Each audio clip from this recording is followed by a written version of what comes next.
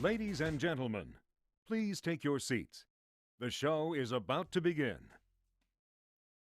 Truth, lies, shenanigans. Truth, lies, shenanigans. Truth, lies, shenanigans. Truth, lies, shenanigans. Truth, lies, shenanigans. Truth, lies, shenanigans. Tune in to TLS. Yeah, tune in to TLS. It's the TLS show. Coming to you live from the TLS show. Hey, welcome to Truth Lies Shenanigans Podcast. Social commentary, hot topics, amazing guests with a ton of fun and shenanigans along the way. Today's show, we have a special guest, writer and journalist Greg Bishop. He's going to tell us about his fascinating experience in Qatar, covering the FIFA World Cup for Sports Illustrated. Also, Liz Z is talking about LeBron, wondering why no one asked him about Jerry Jones and Little Rock. I want to know if work spouses is really a thing after Twitter went crazy talking about the affair of GMA anchors TJ Holmes and Amy Robach. Then Robbie Rock brings us the killer robots, the killer police robots in San Francisco. Because yes, RoboCop is about to be real life. Before we get into the show, let me introduce you to my co-hosts. First up today, our lovely professor, journalist, and editor, streaming live from Washington, D.C., Miss Liz E. What's up, everyone? Happy Sunday, fun day. We haven't seen you guys since right before Thanksgiving, so I hope you guys had a wonderful holiday, that you ate lots, that you were able to relax, and that you got in some shenanigans. There's been plenty of shenanigans going on over the past 2 weeks, so we're going to talk about a lot of it. But it's good to be back. Good to see you.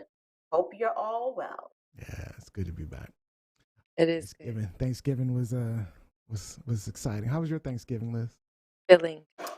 It was fun. It was quiet. I cooked here with my sister and one of our viewers, Jacqueline Robinson. Daria Winter and Mike Winter also came over, so it was very quiet and intimate. Ooh, But we had a good nice. time. We had a good time. A lot of good food. Way too much Family. food. Way too That's the way Thanksgiving. Too much food. So, I gained a couple of pounds there. All right. And our nature lover, gamer, rock star, coming to you from Ontario, Canada, Mr. Robbie Rock. Hey, what's up? It's good to be back with everyone. It's been a great couple of weeks here. The holidays are approaching. Joe and I watched Elf and National Lampoon's Christmas Vacation, so it's on. Elf. Christmas is officially on the way. But no, it was a busy time with work and home life, but really been enjoying some amazing World Cup soccer. Was sad to see Canada go in the first round, but I'm so proud of their efforts and what this Blame means Canada. for soccer Canada. Yeah. Blame But I've been a Canada. long-time supporter of Spain. This year's team looks young, dynamic, and dangerous. So keep your eyes on them, man. And congratulations to all of the Liz giving team a that thumbs moved down. on to the group of 16. True. That's true. The X that broke my heart, stomped on it, and tore it into pieces is from Spain. So boo, kiss. Oh, Kiss. boo. Biased. I would ask you how your Thanksgiving was, Robbie, but I know you celebrated it like a month ago. So Oh, it was fantastic in October. October 10th. It was beautiful. Oh, no, it was a month. All right. All right. Our college student, model, entrepreneur, streaming from Atlanta, Georgia, Miss Gianni Storm. Hey, guys. Hey. I've missed you all. I almost forgot that Thanksgiving happened, but this Thanksgiving was much like last Thanksgiving. I cooked at home, and it was just kind of like an intimate, thankful for myself and talking to my family and stuff like that, like FaceTiming and things like that. But it was a pretty good holiday. This week was productive as well, and I'm excited actually because I'm gonna be seeing my cousin who is in Kentucky, at her baby shower next month. So She I'm coming to excited for you or that. you going to her? I'm going to her. I'm going Oh, to you're going to Kentucky. Wow. Yeah, for the Ooh. first time. Woo. It should be fun. It's Kentucky, so I know. The baby shower should be fun. the Kentucky. baby. There you go. The baby shower should be fun. Get in Kentucky some good Street. bourbon. Kentucky has good bourbon, so get some good bourbon in. Yeah, Liz Okay. I was remembers going to that say, bring Bourbon. back some of that good that Kentucky jelly. jelly. Ooh. Okay. Souvenirs. What's Okay, I'll do what's the state abbreviation for Kentucky? Oh, KY. KY. All right. Ah, There we I just go. got that. You can't do that to me. I'm You sorry. saw me shaking my head throughout, So- like Rob. Lizzie caught it. That is so funny. Rob. All right. And of course, I am your host, Neo Nix. Now, I had a fun Thanksgiving too. I spent it with my family, but I wanted to tell you guys about a potluck I went to last night. It was a potluck party I went to Ooh. with some of my volleyball friends. And I got to say, my stomach this morning has not been happy with me today. Mhm. And it's funny because my wife hates potlucks, right? And so, and she was with me last Really? night, and she had only ate like a couple of things, and because I know she doesn't like potlucks, but she was a smart one this time because I was not feeling good this morning. You What indulge. do you think did it? What do you think did it? What Yeah, do you what think was did I you don't in? know. I don't know. But there was. I didn't eat much either. Cake. But there was I had some macaroni and cheese, right? And Ooh, my I don't want to get favorite. anybody in trouble. I mean, I might get in trouble actually, but Mhm. because yeah, no, it was not good. It was It like didn't agree with it was you. like eating mostly noodles and a little bit. See, people can't. Nobody. You can't Ew. just make mac and cheese. Everybody's mac and cheese is not good. I was about to say my mac and cheese is the the bomb diggity. So I nobody believe got it. sick. It tastes great. 5 different Mm. cheeses. Beautiful thing. It's a beautiful thing. Ooh. Yeah, I Oh, got that's a fancy mac and cheese. I gotta watch potlucks. I'm not. Ugh. So no more potluck. Have- Yeah. I can't wait for my friends to try this. How does it taste? Oh, here we go. Oh, they're gonna love this. Yeah. This is why I don't do Ew. potlucks. That's why I don't do potlucks. The Ew. thing about it is, I mean, a lot of Family gatherings, though, potluck? if you think about it, are potlucks. They're on a Mhm. smaller scale because you have the main cook, the host cook, and then a lot of times people bring things, bring dishes. Yeah. But yeah, you got to be careful. You got to know Yeah. your people and how they You gotta cook. know the You people. got to Right? know your That's people Trust and them. how they cook. Yeah, that's true. Mhm. All right. All right, so Mhm. let's go ahead and get started to this week's show. Now, early this morning, we had the pleasure of interviewing writer and journalist Greg Bishop, who's currently a sports writer at Sports Illustrated. He literally returned from Qatar covering the FIFA World Cup just a couple of days ago. And unfortunately, because of his schedule, he couldn't join us live. But we had an insightful conversation with him this morning, so please do take a listen.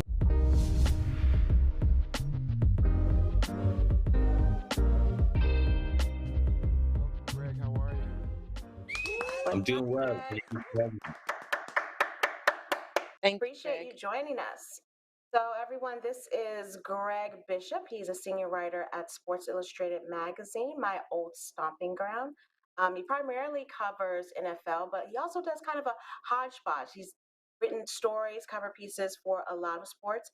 He just got back from Qatar covering FIFA 2022. So he's here to tell us a little bit about his experiences, what he saw, what he tasted, some of the controversies, a little bit about USA soccer, a little bit about Canada losing 0-3. But before we get to that, Canada. we want to give Greg the question of the hour that we usually pose to all of our guests. Tell us something, Greg. Tell our listeners and our viewers something that they cannot Google about you. Like your profiles online, they can easily access all of your stories, but what can they not Google about you?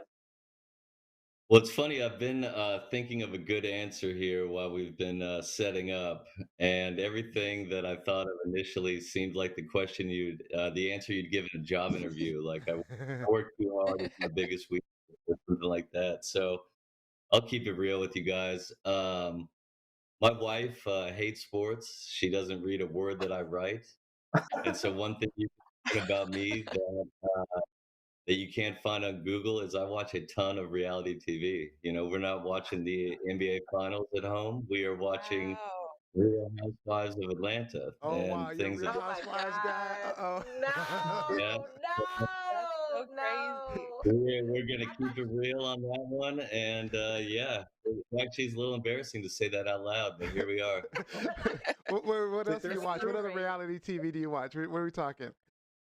A lot of Real Housewives. We love The Challenge. If you guys watch that show, I've we seen it. watch that a Yes. ton, and pretty much if it's on Bravo, I've seen it. You know, So I like can't say I Married at love them. First Sight and 90 Day Project Yeah, Fiance. Runway, Top Chef, all that good See, 600 there's stuff. proof pounds.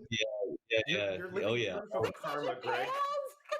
yeah, all of it. And so See, I, living I proof spend of my day karma. trying to tackle, yeah, spend my day trying You to get to tackle the live the weighty. dream of getting to all these pro sporting events, and then your real life is just garbage TV. This is amazing. Garbage Yeah, TV. throw in what my kids watch. You got a lot of Blippy, you got some Paw Patrol, and basically, I spend half my day working my brain and the other half making it dumber. So here we are. That's Balance. Nice, hilarious. nice, nice. Well, thank you for being so candid with us and sharing. I'll have to Not clown sure you it's a about good that idea, later but on. you know. But yeah, so you just got back from Qatar. How long were you there? I spent 20 days there in an Okay. apartment complex. I lived with Brian Strauss, SI soccer writer, and yeah, just got back off the 15-hour flight about 48 hours ago. Okay. And so when 15 did hours. you learn or find out? Because you primarily cover NFL for Sports Illustrated, but when did you find out that you were going to the World Cup? I think it really started maybe 6 to 8 months ago. I was interested in going out and writing about the migrant workers specifically before the World Cup and having a piece kind of as the lead up. The only other time I've covered a World Cup was in Brazil, and it was fun. I did sort of a travelogue. I stayed 36 nights in 7 different cities with Simon Broody, who's like a Woo! salty British photographer. We were in the same room I know every Simon. night, and I saw as much of Simon as any person would ever want to. And I think it has died. They sort of know me as like I like doing weird stuff. I've written about Roger Federer's footwork, Manny Pacquiao's entourage, the art of trash talk with Bart Scott. Did a whole series one time on what NFL players do on Mondays, which are worse than our Mondays. How they recover from all the car wrecks and everything that they've had. And so I think the setting here is what appealed to me. It's a unique place. Obviously, quite a few issues going in that weren't going to be resolved. Throw in FIFA and their usual shenanigans, and I think they were drawn to the fact that I would go out there and write about anything except soccer as much as I could. And then as we got closer, it just became a matter of everything in journalism these days, which is could we afford it? How long would I Yeah. go? Would it be long enough to really dig in? Because it did take a few days to sort of have a brain out there.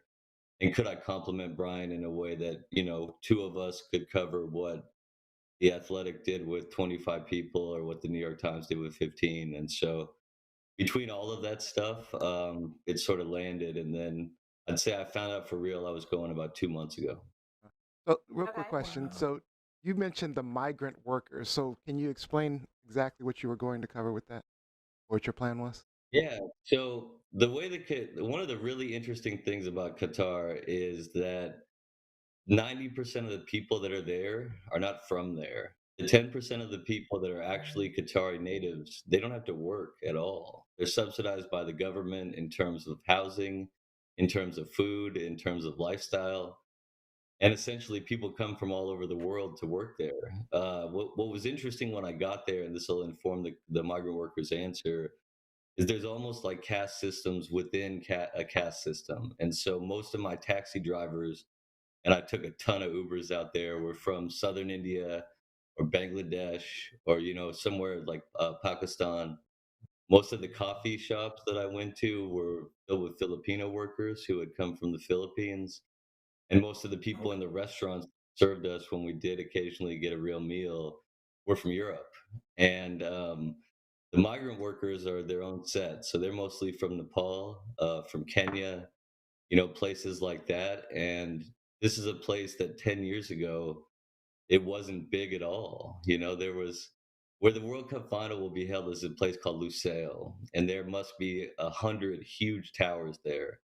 And I had this cab driver I befriended when I was over there, and he said that when he came 11 years ago, they had started building two of the towers total. There was like one lane roads, there was no highway. And so, in order to host the World Cup, Qatar had to really look at infrastructure. It had to build hotel rooms, it had to build freeways, it had to build everything. And the people that helped build these stadiums, they didn't just build stadiums, they built everything else. And the reason I was drawn to writing about them is a lot of people died while building them. I talked to one migrant worker for a story that's not out yet, who saw two people fall to their deaths. Like literally fell and landed right next to him. You're talking no harness, no safety, no water. I mean, the conditions were absolutely deplorable. And I wrote Yeah. when I was there quite a bit about the you had to keep those people in mind regardless of everything else that's going on. We had discussed that very topic last week, Greg, and I know that when I had looked at it, initial figures were somewhere in the neighborhood of 6,500, but I know the Qatari government is saying it was like dozens of people who died, and other estimates from European nations are scoring it at like 10 to 11,000. So, what what did you find? Yeah, I think the most often cited number is the first one you gave. 6,500 came from the Guardian's independent investigative reporting. Seems to be well accepted. 500 people died. Yeah, I would Migrants. say that it's a little bit tricky though, because that's only looking at stadiums. There have been improvements in some areas of the way that the system is set up for people that are unionized and have come to work. But I walked like 9 to 10 miles a day when I was out there, and it didn't matter if it was 3 in the morning or 3 in the afternoon. People were working on stuff. My last night, I stayed up all night because I didn't want to miss my flight and get in trouble at home. And I was walking by Khalifa International Stadium, which is where the U.S. lost to the Netherlands yesterday, and people were still working. And it was 5 in the morning, and there was nobody else on the street. And this is just the way it was. And so any of those figures that we're talking about are exponentially higher because there were workers who built all these huge hotels. There were workers that built all these restaurants, some of which are only going to be open, according to people I talked to there, for 3 months. They're just going to open, Mhm. do the World Cup, and end. And so when you're talking about how many people died in order to put on the World Cup in Qatar, it has to be tens of thousands. There's absolutely no way it couldn't be. Wow. And and so when you got the call, when you got confirmation that you were going to go to Qatar, how did you prepare? Like, what did you have to do? Was there a list of do's and don'ts that you were presented by Sports Illustrated, by FIFA, by your wife? Like, what? How did you prepare for Yeah, 20 days in Qatar? I mostly did my own research. So part of that was looking up stories and things that I could pursue. But I looked up a lot about the customs, in part because, I'm sort of a reactive person. I'm not necessarily like the most amazing at authority and being respectful. I think people would tell you from my life. And the customs there were wild. You're not allowed to, it's illegal to flip somebody off. It's illegal to, you're not supposed to like do Oh, the thumbs up. My wife always laughs because when we go international somewhere, she says my what? default anxiety thing is the double barrel, which is two thumbs up, like this. That, that in their culture is considered disrespectful. You're not supposed to call Wow. someone over like this and say, "Come here" when you need your bill. You're supposed to open the palm of your hand like this and say, essentially, "Come and see me." And so there are all these things. Wow. You're not supposed to shake a woman's hand unless she offers it. You're not supposed to sit next to a woman on public transit. I mean, there were cultural norms and laws that just were going to be in place, and that was part of what I wanted to write about. But I also was really cognizant of not causing an international incident. I didn't want to become the American journalist that went out there and Right. offended people. And I really worked hard, and like I had this list of customs that I've read over and over and over again because I just wasn't going to be that guy. That was smart. Yeah. Well, I have And a so quick did you? Very. question.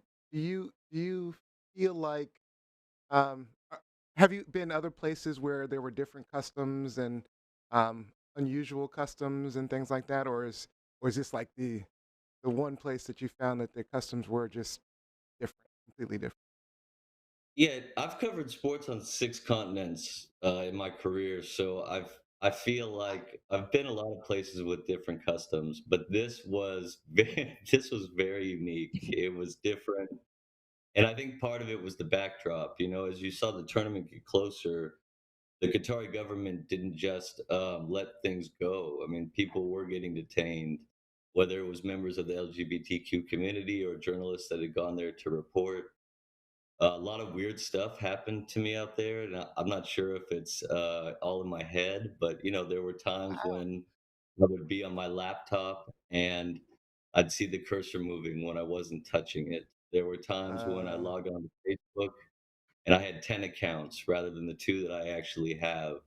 mm, There were times where I had What? sources who asked me to leave my apartment complex and turn off my Wi-Fi in order to talk to them. There were migrant workers that I spoke with that asked the people that were handling them asked me to leave the stadium and walk off the perimeter. I think it's pretty safe to say, and I have no Scary. proof of this, that we were being tracked out you're being there. monitored. I know for sure You that probably the were. government was very strongly saying that Western journalists are racist, and that was the reason for our writings.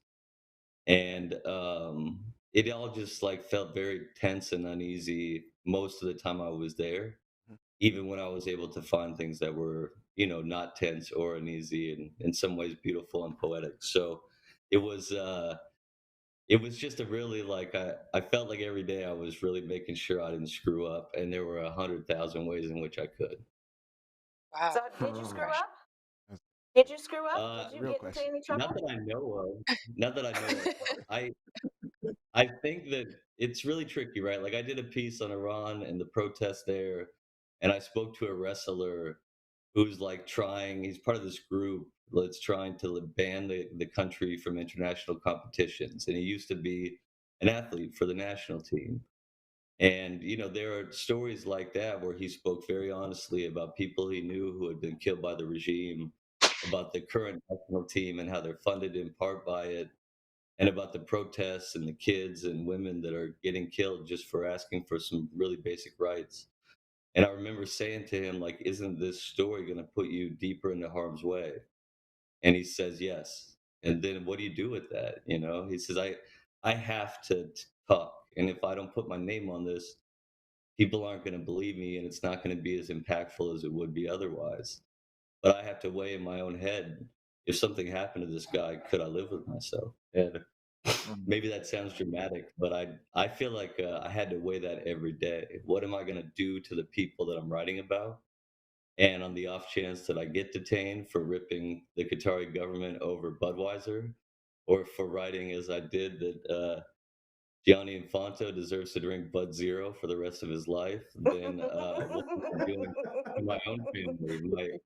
Am I being disrespectful, putting them and myself in harm's way? And so that calculus was ever present every day, the whole time I was there. And even when I started to have these revelations and this real life changing experience, it's still like, I bet they're listening right now.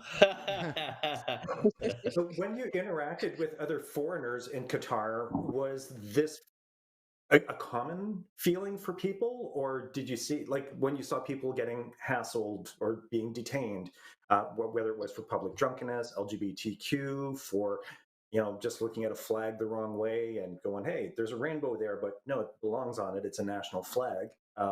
Like, was just your hypersensitivity to the rules, was that pervasive among many of the other tourists? Most of the people I spoke to, their experience differed based on how much time they spent in the bubble.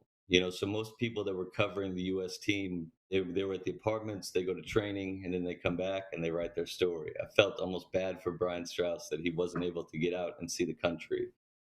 I Wow. think the workers that lived there were always concerned.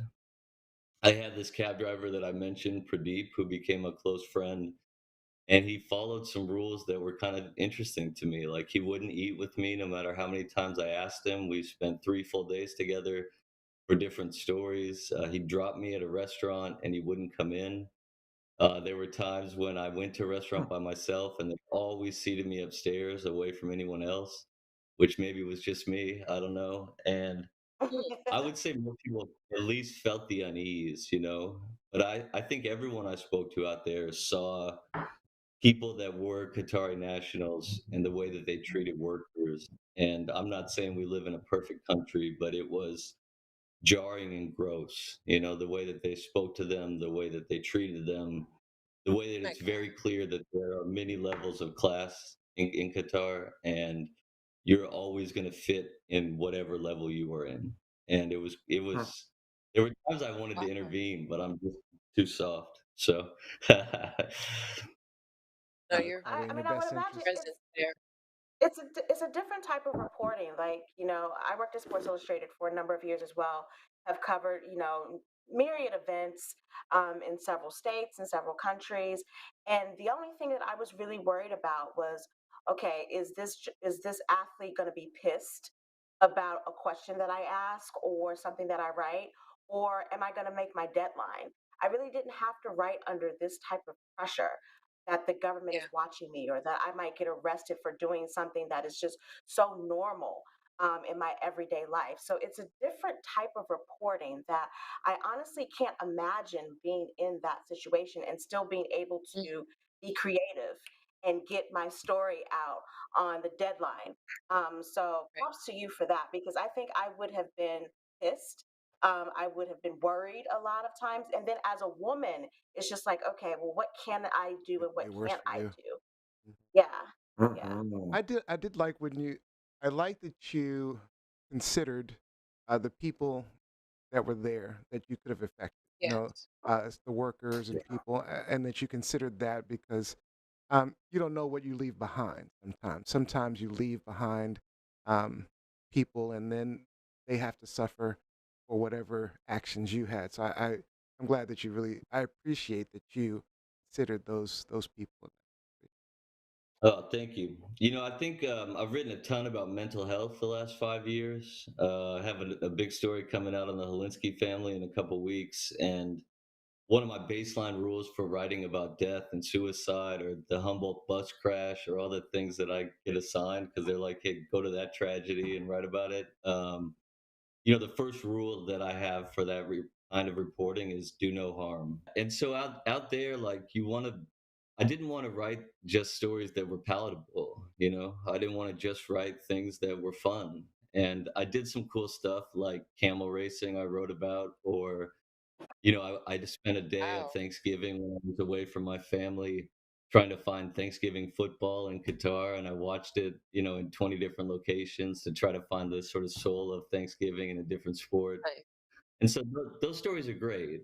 I didn't want to forget the backdrop, you know, and I also didn't want to write every story and have it be the same, but it's hard to write about some of these things and not acknowledge the people that died, the lives that were lost, the cost of doing all this. And so one of Yes. my last pieces when I was out there was about a kid from I can't remember where he's from, but he got Weston McKinney's jersey after a game, and it was kind of cool. Like I was missing my kids, Oh, and I wanted to write. And Avi Creditor, my soccer editor, great guy, good therapist if you ever need one. We were laughing like this is the first story we wrote that didn't like have a catch-all. You know, there was no like disclaimer of like this is still a terrible place or these terrible things still happen. It was just a heartwarming story about a kid from Florida who got a jersey of a guy who had gotten a picture with Landon Donovan 10 years ago and how really cool that was. You know, I think that was always on my mind too. You know, how was I going to accurately reflect the events? And I wrote a lot about contrast and juxtaposition, and I got some more stuff coming out that will be similar to that. Tell us about Greg, the I had a cats. question. My question is a little bit different than what we've kind of been talking about. And it may be a little general, but what is the most, or who rather, is the most interesting person you feel like you've written about? I know you have Oh probably man. tons and tons of stories. Yeah. Oh man. Most interesting person. I would probably skip or around? NFL. Let's skip NFL. Yeah. NFL's not interesting enough. Yeah, I mean, there are some It's guys I've had some pretty unique conversations with there. Aaron Rodgers has a pretty unique brain. Oh, I wow, can yes. imagine. I can imagine his brain being Yeah, Aaron crazy. Yeah. Rodgers. If I had to I'm with go Lizzie on that career-wise, one. yeah, Thumbs down on that. in 2008, I went to Acoma, New Mexico, and I wrote about the oldest indigenous tribe in North America. And it was before the Ooh. Giants, and the Cowboys in the playoffs. I met this guy, Pat Toomey, who played defensive lineman for the Cowboys, wrote on any given Sunday. And we had this trip out to Acoma where they have this huge sandstone rock that they live on. No power, no water, nothing, but they're What? huge Cowboys fans. And they actually bring up generators that they take breaks from their religious ceremonies to watch the games or listen to them Oh, in their nice. Wow. Nice. Okay, with me. I'm sitting Oh. next to when I got married, they sent me a traditional vase where you like sit from each end of it. And the main guy I profiled out there was a guy named Gilbert Concho, and he had his passed since, so RIP. But I just found him fascinating. He loved the Cowboys, he loved his people, his life was really interesting. And, he had That is diabetes and there was alcoholism in his family. And yeah, I mean, stories like that stick with you. I've probably got 50 or 60 examples of those. yeah, very unique people. Wow. Liz, you had a question? Wow. So I end up reading a lot of what you were writing from Qatar.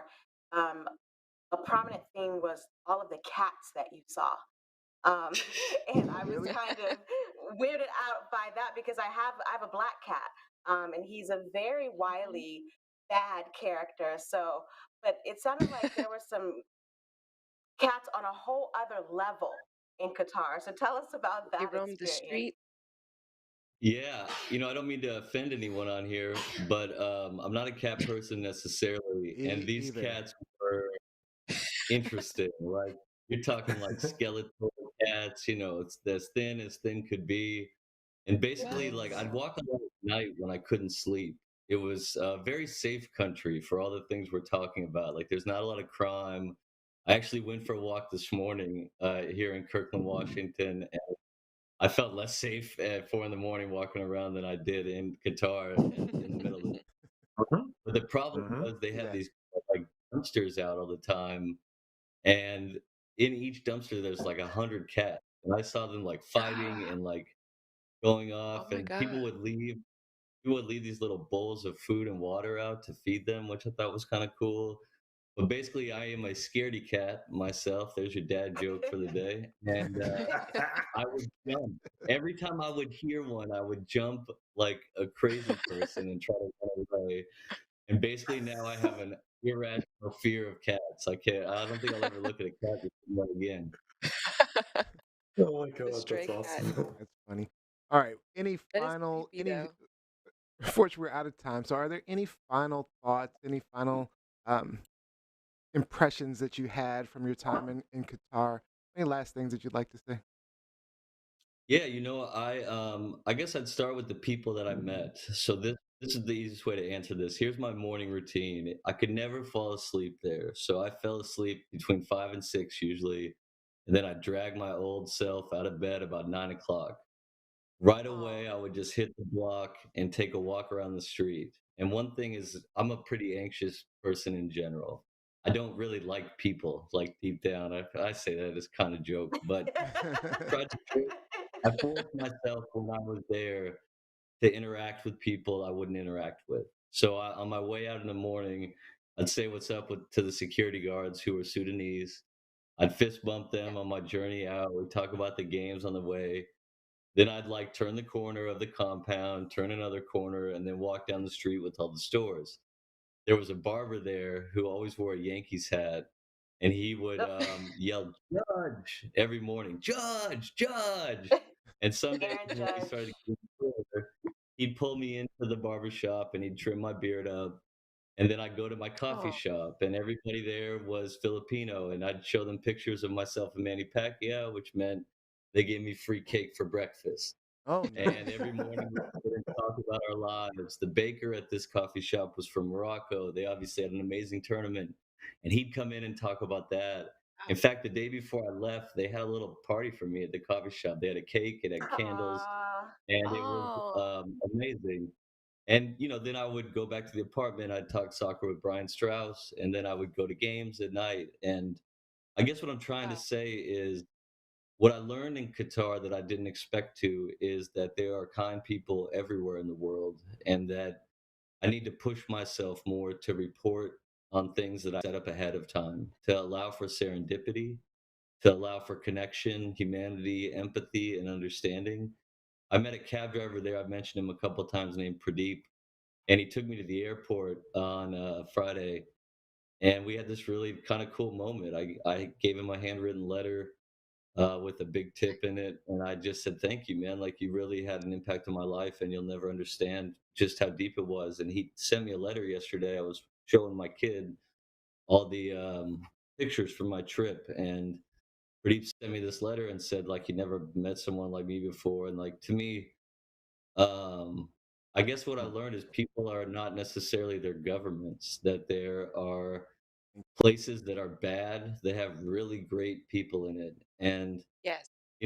I've had a rough 6 months for a lot of different reasons, but I left that place telling myself, like, stay here, live in this zone, feel like humanity is there in the world. And it sounds really cheesy to say that out loud. Maybe that should have been my Google answer, but Sounds amazing. I actually feel very heartened by my trip, and I hope to carry that through into my work in a way that I had been missing for me, in a way that had me thinking about doing something else entirely. And so I think of the list of places I could have gone where I would have said, this place will change your life, Qatar might have been just about last. And yet I am so incredibly grateful for the experience because I think it'll sustain me for a lot longer than I ever thought it would. Greg, I It's have to say, beautiful. I Wow. highly respect you, and I appreciate what you said. So, yeah, Yeah. people are important, and they're not their government. I definitely appreciate you. Appreciate you joining us, and you gave a lot of information. Is there any information you want to give about how people can reach you if they want to reach out to you, your Instagram, and all that good stuff? Sure. Greg Bishop SI, his Twitter, Instagram, and then I'm SI Greg Bishop at Gmail. If you have any story ideas, I'm always on the hunt. And just wanted to say thanks for Nice. having me, guys. I droned on a lot, but you can tell, I guess, it was pretty impactful for me. Okay. Thank you That's so Final, much. amazing final stories. Was question. it Thank you. Go ahead. beautiful? Go Final ahead. question. Go ahead. Final question. Who's winning? Who you got? Oh, man. Let's see. I think because of the injuries Rob. and everything else, I like Argentina. I think Argentina. that I think Argentina. All that right. I You heard it think that here. All Messi looks like he's ready to roll. We've seen him have a huge impact in every game. I went to Argentina, Mexico, about a week ago, and that reminded me of David Foster Wallace's Federer story. It was a religious experience. Like, people were crying. I met a Wow. guy on the bridge who, when we were walking over to the Ubers, it says, "You'll just never understand like the way this guy impacted my life." And Messi has this really complicated relationship with Argentina. He's obviously Mhm. spent a ton of time elsewhere, and it was just really interesting to see, like, can this be in his final World Cup sort of a mending of the fences, a way to put him in a class with Maradona. And I guess I think in narrative and in story, and I just wonder if this isn't, the ending that everyone in this World Cup needs, something that's Mhm. positive, interesting, and Yeah. maybe even a little bit heartwarming at the end of the day. Now, that still won't change the workers' death, so you guys get the disclaimer too. But Yeah. maybe all things can be true, and that's what we're right. hoping for. All right. All right. Well, thank you Well, so thank you for much. Amazing. that. Thank Thank you, you, Greg. Greg. Go Thank you, get Greg. some Thanks. sleep. Take care.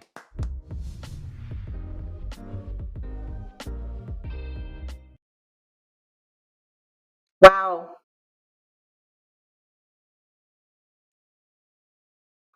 I don't know if we could hear you, Neo. Can you guys hear Neo? Did you force mute yourself so There we we go. couldn't hear you during the video? There we we go. exactly what he did. You can hear me now? We can hear you now. We Yes. can hear you now. All right. That was a Great fantastic interview. interview. Yeah. Yeah. Greg is a really good guy. Mhm. Really good guy. He is a good Very guy. humble. But Humble. more importantly, I think it's kind of in terms of journalism, phasing out. He's an amazing storyteller. He really is. He's an amazing Yeah. storyteller. And that's one of the reasons why I got into journalism. Like, yes, as journalists, we are tasked with presenting the public with facts, telling the public what is going on. But there's a certain nuance that you have to be effective in that craft. And I Yeah. think True. he like goes above and beyond in making people, bringing people into the story, not just, checking off the boxes. Okay, this is what happened. This is what happened. This is what happened. He gives good Right. anecdotes. He Mhm. gives, the reader settings, letting you know how things looked, how things felt, and then what happened. And so I really appreciated that he took the time to, chat with us this morning because it was Yeah. early for him. He's in Kirkwood, Yeah. Washington. So it was 6 o'clock in the morning when he talked to us this morning. And again, he's still jet lagged, but I appreciated, his insight and his perspective about everything that he saw, witnessed, and experienced in Qatar. Absolutely. Yes. Absolutely. It was All very right. detailed. Now it's time to change gears and get into our topics. Truth, lies, shenanigans. All right, Lizzie. LeBron James is complaining about what now? Honestly, in my opinion, nothing really. I think it was I think it was a dick move on his part. I think it was very empty because he took a very important issue and kind of made it about him. So the Washington Post, actually the day before Thanksgiving, the Washington Post came out with an article about Dallas Cowboys owner Jerry Jones, talking about how he has never, in all of the years that he has been an owner, has been with the Dallas Cowboys, he has never hired a black coach. And in chronicling, his history of being an owner in Dallas, they came up with this. They found this picture of him from 1957. So 1957, Jerry Jones is from Little Rock, Arkansas, as is Carlotta Walton-Neer, who was a guest for us. She was a member of the Little Rock Nine, as is Bill Clinton. Okay. So the climate in 1957 Arkansas was still separate and not equal, was still Jim Crow law. Black people did not have the same rights as white people in this country. And so the picture shows Jerry Jones um, as a part of an angry white mob who is protesting and is trying to interfere with Black students who were trying to get into school. And so in that picture, you see Jerry Jones, present day Jerry Jones, and Jerry Jones as a 14-year-old in 1957. Okay. So this picture, this article came out, picture made the rounds, made some commotion, in the media, on social media, on the radio, on television.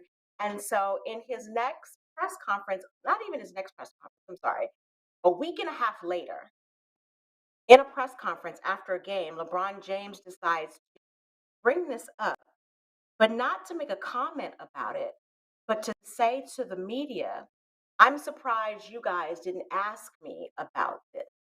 You asked me about Kyrie Irving and him posting the link to the anti Semitic movie on his social media pages or whatever. You asked me about everything else. Why didn't you ask me about this? And as a reporter attempted to ask him, he interjected and did not take any questions.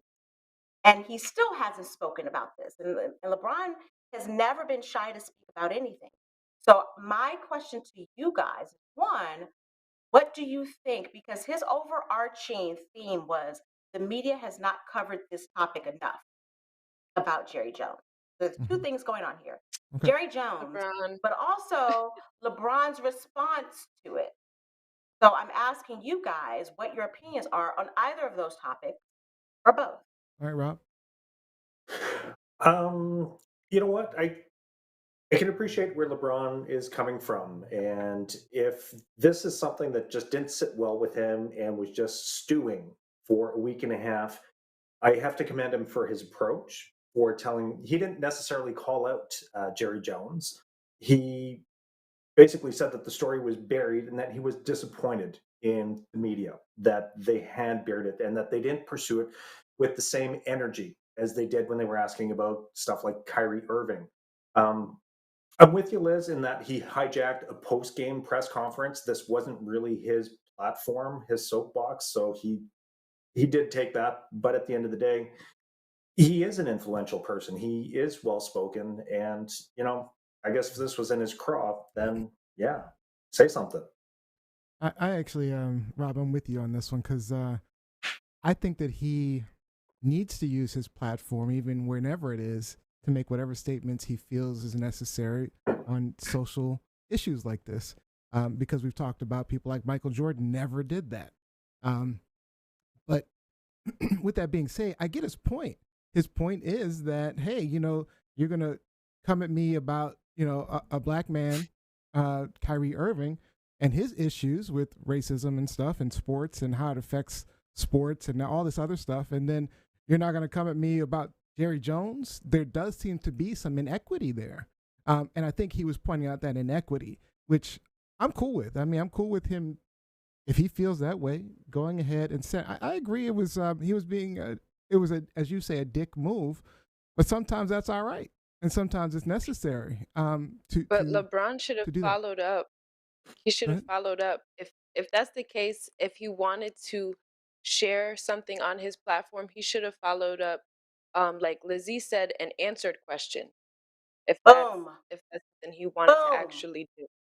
But I do a little bit disagree with you, Liz, because I feel like he does make a good point, and it's a point that I feel has been constantly made about people of color who are being scrutinized for something that maybe their white counterparts get overlooked for, even if that white person did something worse. So I get that, but I also feel immediately when I saw this, I was like, "Oh, LeBron is just trying to show face for being a sellout to, all the people that agreed with Kyrie, and he kind of disagreed with Kyrie." So I'm a little biased, but All right, Lizzie, your point. I know you want to you say. like the So, point. so I'm a little torn on this topic. One, because to address what Neo said in terms of them asking him about Kyrie versus this issue. Kyrie is his former teammate. He and Kyrie have a history. He and Kyrie both play in the NBA. They both won a championship together. They both have squabbles since they played together. Kyrie has talked sugar honey iced tea because we're not supposed to curse anymore. Kyrie has talked a lot of junk about LeBron, but then in the offseason, it was rumored that Kyrie was going to leave Brooklyn and join LeBron on the Lakers. Yeah. So it made sense for the media to ask him about a fellow NBA player versus Jerry Jones, who is an owner in the NFL. But more importantly for I guess it me, made more sense. I agree with you. It made more sense, but but more he still has a a valid point. but He even with does. that point, Neo, it's not like the media didn't cover this. This issue was covered. This topic was covered. It started with the article in the Washington Post. I saw it on CNN. I saw it on NBC. I saw it on Fox News. I saw it on social media. The problem is that a lot of people who were watching didn't react. It didn't get as Right. much traction in social media, which keeps Literally. the Yeah. story going. CNN even interviewed one of the members of the Little Rock Nine to get their response about this picture and what it means and what Jerry Jones's response was. And so it's not like it wasn't covered. It's just for whatever reason, NBA players didn't react, NFL players didn't react, Jerry Jones's own players didn't react. The media, even the black media folks, and I take issue with them because they put on a cape for Jerry Jones. Stephen A. Smith defended Jerry Jones. Jason Whitlock, another black journalist, defended Jerry Jones. So that's kind of where the story lost traction. And also, Jerry Jones really didn't talk about it as much as Kyrie kept coming back and making statements publicly. So I think we're dealing with two different things here. But like Gianni Mm-hmm. said, LeBron doesn't need the media, has never needed the media to ask him a question for him to respond to something, Right. for him to speak out on something. That's fair. And the point. fact that he never spoke out on this, he still hasn't said anything about it.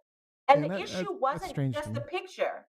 The issue wasn't just the picture. It was also about the lack of Black coaches hired by Jerry Jones. Yeah. And he never spoke out about that either. Yeah. So I thought, like, Johnny said, I thought he was trying to flex. Yeah. But to me, it was a bad flex. It was just like, whatever. Either Yeah, it shut was. up or shut up. Failed. All right.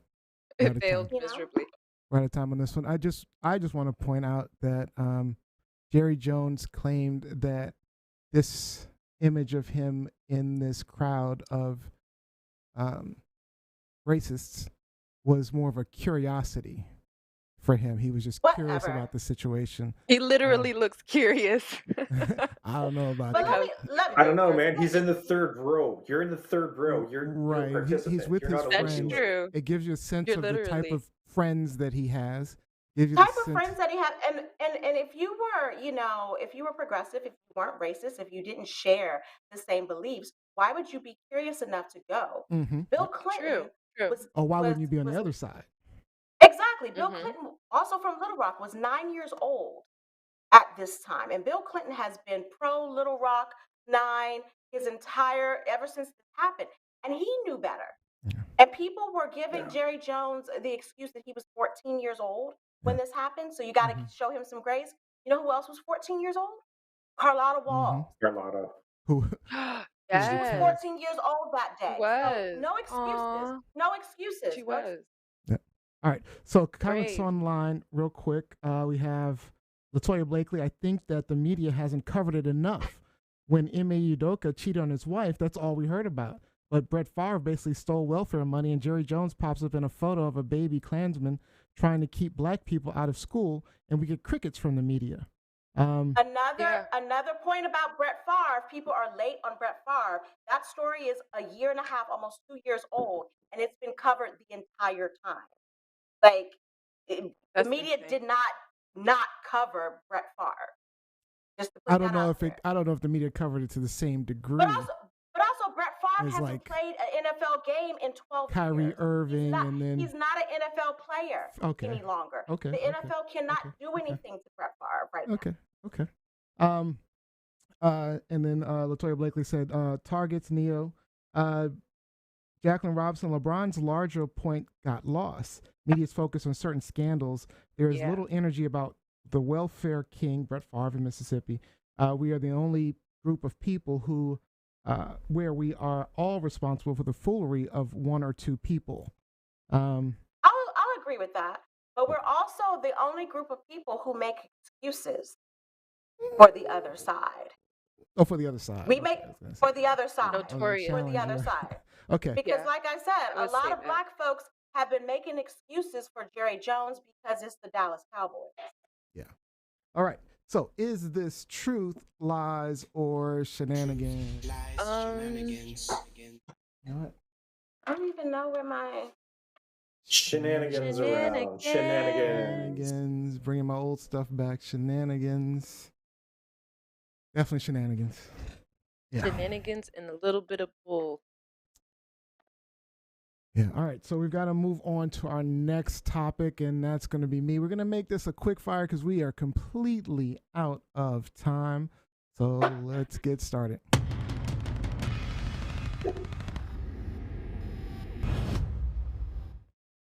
All right. As many of you probably heard, popular Good Morning America anchors TJ Holmes and Amy Robach have reportedly been having an affair for several months, and both of them are in the process of divorcing their spouses. Well, the topic set Twitter ablaze, and it brought up an interesting conversation for me, a conversation on work wives and work husbands. Basically, someone you have a relationship with that very similar to that of a spouse, where they're at work and it's sometimes platonic, most times probably not platonic. So my question is, are you good with work spouses, even if it's just maybe really a good platonic friends? And then what are your thoughts, if any, on the GMA affair? I want to start with Gianni. I feel like you should be able to have friends of the opposite sex at the workplace, but it's a slippery slope because one is the workplace. Why are you flirting? Mhm. And then to have that in your mind, like, oh, this is my work husband in your mind, that's weird. I'm gonna divorce you if you're my husband and you do that. We're getting a divorce. I agree. Robbie? I'm with Johnny because it's when you start normalizing wife, husband outside of your relationship with your spouse, Weird. it just diminishes it. Yeah, it's weird. So, and I know that the term is usually used in a lighthearted manner, but like as Neo alluded to, it can lay you down or it can lead you down a stray path. That being said, like Johnny said, having a work bestie is cool. Just don't stray. Don't let it go there. I mean, is there a And difference Neo, between a work wife and a Boundaries. work bestie? well, If yeah, it's a female because- Yes. opposite sex or somebody that. Of course there is. Okay, all right, Of cool. course. The affair Lizzie? part. So I find the term to be offensive. I was accused or labeled as, a good friend of a good colleague, friend of mine. I was accused by his then wife of being his work wife. And I hated the term because it implied something else that wasn't there. That he was a Sports Illustrated colleague. And again, as journalists, we worked crazy hours, 12, 14 hours a day, 5, 6 days a week. Yes, I was with him a lot more sometimes than he was with his wife and his family at home. But that wasn't my fault. And there certainly wasn't anything more sinister going on than that. But she was the one that coined the term, not me. She was the Yeah. one that coined the term. And so I found it offensive to the point where, because they eventually got divorced, and then he left Sports Illustrated, and everyone initially were just like, okay, so now that you guys aren't working together any longer, are you going to get together? And I'm like, Oh my No. gosh. no, like Horrible. I never Horrible. created this. I've always found the term to be offensive. I get that it Wow. happens with other people, but it's especially unless you create it for yourself. If someone else is creating it for me, I'm not buying it. I'm not buying it. I hate it. Yeah, it was, Yeah. my wife was particularly pissed Minimizes about you. she's like, I know they're fucking. I was like, I knew it. I knew it. But, You can tell. but Neo and Mel, have you guys seen? She wasn't the first one. Oh yeah, right. She was not the first Apparently- one. Mhm, yeah. Apparently, he had a prior affair with another colleague Yeah. at ABCMA.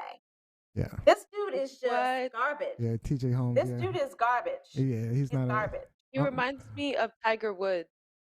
a. Ah, Okay. All right. Wow. All right. Is this truth, lies, or shenanigans? Truth, lies, Apparently. shenanigans. Ooh, it's shenanigans. it's more shenanigans. Lots of Shenanigans. shenanigans. aplenty. Titillating Shenan shenanigans. again. Shenan Between the again. sheets, shenanigans. Between the sheets, shenanigans. Between the sheets. Shenanigans.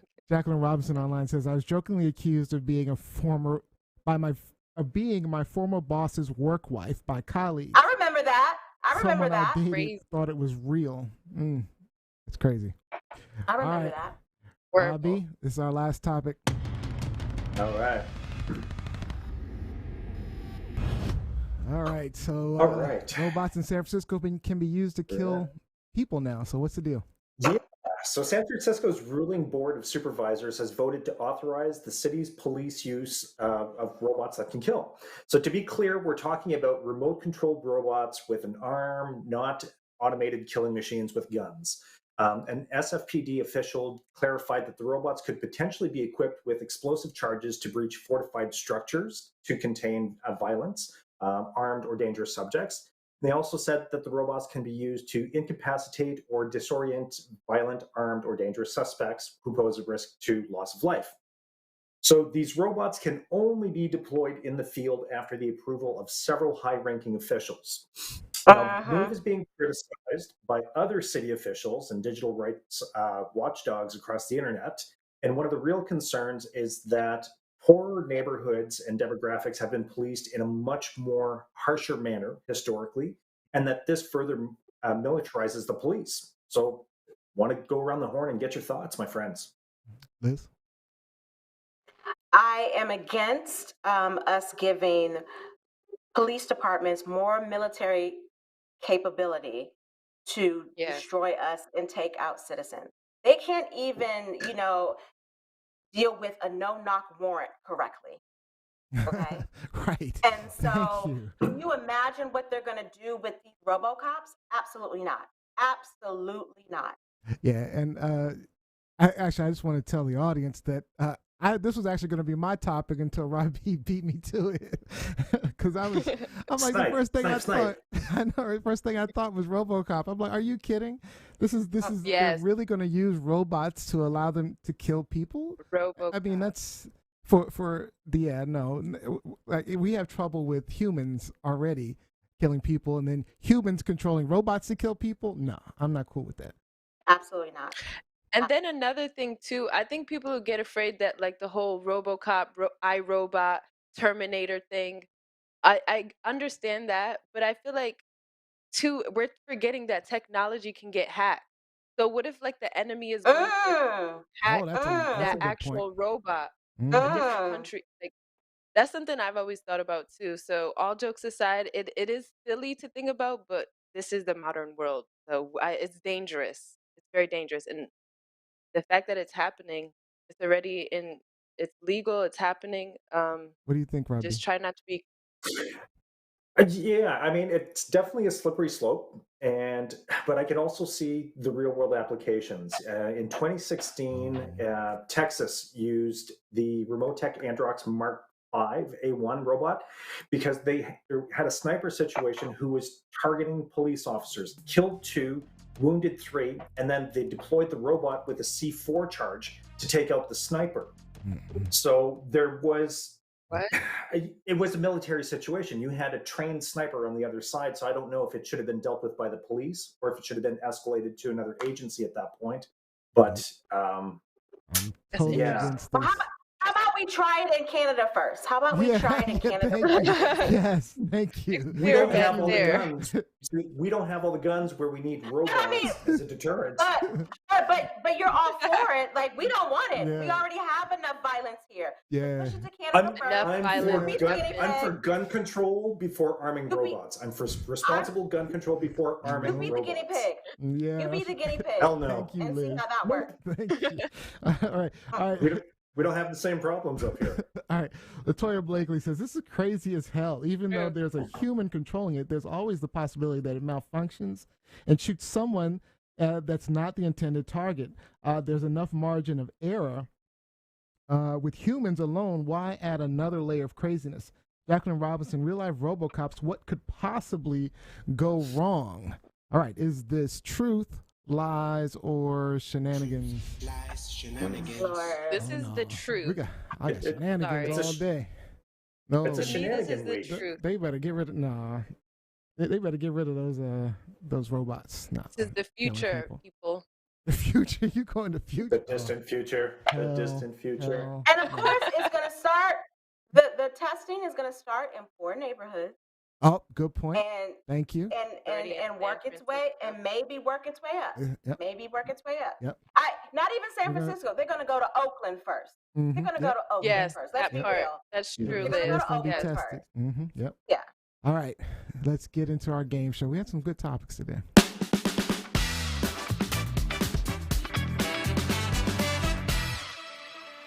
Yeah. All right.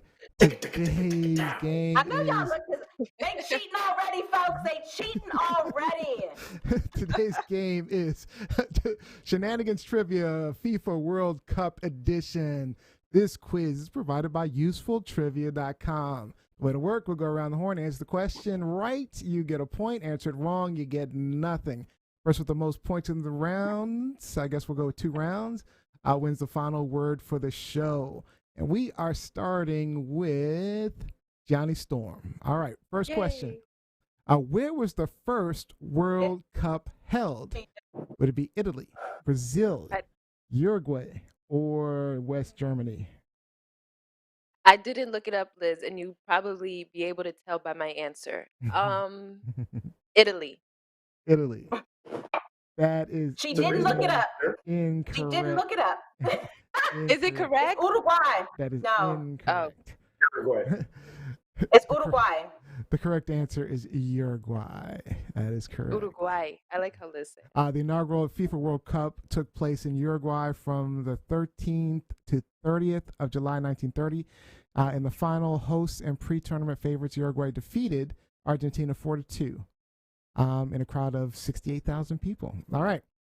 We're going to go to Rob B next. What was the fastest goal in World Cup history?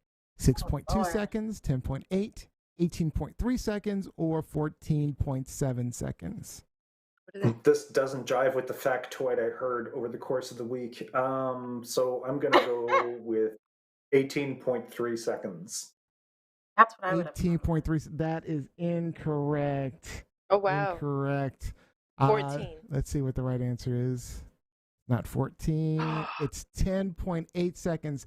Turkish soccer legend Hakan Şükür scored the goal against South Korea in the 2002 World Cup bronze medal match just 10.8 seconds after the whistle. Fast moving. That is some fast moving. All right. Who was the first player to score at 5 World Cup editions? This is for Lizzie. Oh, easy. Easy. Lothar Matthäus, Ronaldo, Marta, or Pele? Ronaldo. That is incorrect. Oh. Incorrect. No, it's not. It's Marta. Marta is the first footballer of either gender I was thinking men. to score at 5 World Cup editions. She's often regarded as the first female player of all time and the best female player of all time. And was given the nickname Pele in skirts by Pele himself. My bad. All right. Brilliant. All right, one more round. Let's see. All right, Gianni Storm. What did the Iranian national team lose a week before their 2018 World Cup match? Was it their coach, their whole team, their shoes, or their passports? 2018. I think I know the answer to this. A week before their World Cup, their shoes. Shoes. That is correct. Correct. After the U.S. withdrew from the Iran nuclear deal and restored heavy economic sanctions on the country, Nike issued a statement saying the sanctions mean that as a U.S. company, we cannot provide shoes to players on the Iran national team. All right. Okay. All right, Robbie Rock. All right, Gianni, you're in the lead. What was the longest wait between FIFA World Cup tournaments, Rob? Was it 4 years, 12 years, 16 years, or 8 years? I will say 12 years. 12 years. That is correct. Because of World War II, the World Cup was not held between 1938 and 1950. As a result, Italy, which won the World Cup in 1934 and 1938, was the reigning champion for a record 16 years. Wow, that's a long time. Like they need another reason to brag about soccer. All right, so Gianni and Rob are tied. All right, Liz, what was the first host country to be eliminated in the first round of World Cup play? The first host country. South Africa, Uruguay, Qatar, or Mexico? Mexico. South Africa. Yeah, I think that's correct. That is correct. No host country had ever been eliminated in the first round until South Africa in 2010. Wow, okay, so we got... Qatar was the second. Qatar is the second. 2010. 2010. Okay, this is going to be our final round, and whoever answers the fastest correctly. Correctly. All right. Who was the first World Cup mascot? Striker of the World Cup Pup, World Cup Willie, Zabivica, or Golio? Golio. Okay, Johnny was first. What'd you say, Liz? I'm going to say striker. All right, let's try Golio first. Golio is incorrect. Striker is incorrect. World Cup Willie. In 1996, World Cup wasn't just about England's glory on the pitch. World Cup Willie, a cartoon lion, broke new ground in World Cup. Wow. All right, we're going to try this one cute. more time. Branding goes wrong. One more time, and then I'll pick a winner. All right. What does the FIFA World Cup trophy depict? Champagne fountain, Greek goddess Nike, the two human figures holding up the earth, or Greek a player goddess. kicking a soccer ball. Agreed. Champagne humans. fountain. Two humans. What did you say, Liz? I didn't hear your answer. I said a champagne fountain. Yeah, okay, let's see. I'll start with Greek goddess is incorrect. Two human figures. That is the correct answer. Robbie Rock. The FIFA World Cup trophy was introduced in 1974, made of 18-karat gold with bands of malachite on its base. It depicts two human figures holding up the earth. Good. Canada answer. finally got a World Cup win in 2022. Canada finally got a World Cup win. Woo! Go Canada.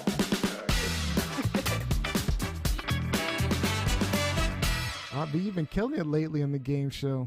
You always Put on a last minute win. All right, let's get some shout outs in.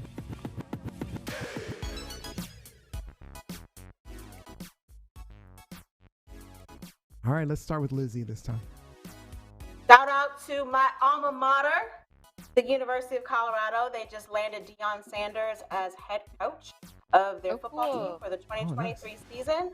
With much controversy, this should have been my topic today, but he left Jackson State at HBCU in Jackson, Mississippi, and I have a lot of opinions about that. But I'm happy for my butt. Nice. For my butt. All right, Robbie. Nice. Shout out to just keeping in touch with friends. I had an old friend stop by this week, and I can't tell you how much it brightened my day. So call, write, visit someone you care about this week. I like that. Yanni?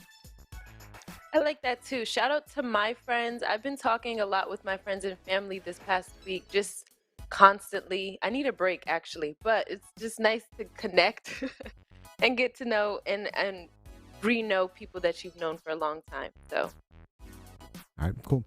And my shout out, I want to send a shout out to my older brother, Lawrence. So yesterday, my sister Olivia found and sent me some pictures of him as like this innocent little baby and as a kid. And it reminded me how much I miss him, how horrible his childhood was. He is alive, as far as I know. Yeah. But he was raped by his father, ultimately sent off to military school because of it. Now he's out in the world homeless with, he's dealing with mental illness, and no one's been able to find him or see if he's okay. So my shout out is to my brother Lawrence Tolliver and all those dealing with mental illness, PTSD, childhood trauma, and those still surviving. So shout out to you. All right. Hugs. Yeah, sorry to close it out with that somber shout out, but that is officially all of the time we have for today's show. I'd like to thank you all for joining us. We hope that you learned something, gained a new perspective, or simply had some laughs today. We will be back next Sunday, 7 p.m. Eastern Time, for another great episode. Be sure to check out our previous episodes and never miss a new one. Subscribe to us on YouTube, Apple Podcasts, Google Podcasts, or anywhere you listen to a podcast. And our winner, Georgia runoff is this week. Georgia, do runoff. the right thing. Do the right thing. Yeah, they've had record numbers. All right. Yeah. Our final thought for the day goes to Robbie Rock. Robbie Rock, close us out. Blame Canada. Nah, we're going to harken back to our guest, Greg. Just being Yes. one of the kind humans to which Greg referred to in his interview. We as individuals have the power to be kinder to others than our respective governments or agencies. So just be cool, man. Just be good. All right. I love that. Just be cool. All right, and I got to thank Be you, cool. Lizzie, Gianni, Storm, Robbie Rock, and as always, I've got to thank you for listening to our shenanigans each and every week. And we will see you next time.